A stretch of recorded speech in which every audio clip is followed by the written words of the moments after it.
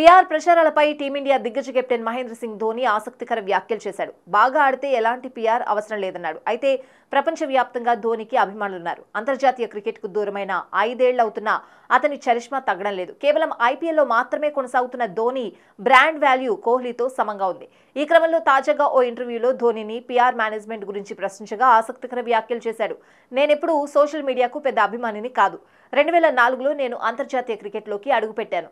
ఆ సమయంలో ట్విట్టర్ అప్పుడప్పుడే పాపులర్ అవుతోంది. ఆ తర్వాత ఇన్స్టాగ్రామ్ వచ్చింది. మనం కూడా పీఆర్ క్యాంపెయిన్ చేద్దామని నా మేనేజర్లంతా చెప్పేవారు. అయితే నేను వద్దన్నాను. నేను క్రికెట్ బాగా ఆడితే ఎలాంటి పీఆర్ అవసరం రాదని వారికి చెప్పాను అని ధోని చెప్పుకొచ్చాడు. అయితే సోషల్ మీడియా రాజ్యమేలుతున్న ఈ తరంలో ప్రతి ఒక్కరూ పీఆర్ మేనేజ్మెంట్ చేస్తున్న సంగతి తెలిసిందే. ఇక 2004లో బంగ్లాదేశ్తో జరిగిన వన్డే మ్యాచ్తో ధోని అంతర్జాతీయ క్రికెట్లోకి అడుగుపెట్టాడు. ఇక 2019 వన్డే ప్రపంచ కప్లో న్యూజిలాండ్తో జరిగిన సెమీఫైనల్లో చివరి మ్యాచ్ ఆడాడు. ఆ తర్వాత 2020 ఆగస్టు 15న ధోని అంతర్జాతీయ క్రికెట్కు వీడ్కోలు పలికాడు. అప్పటి నుంచి కేవలం ఐపీఎల్ మాత్రమే ఆడుతున్నాడు.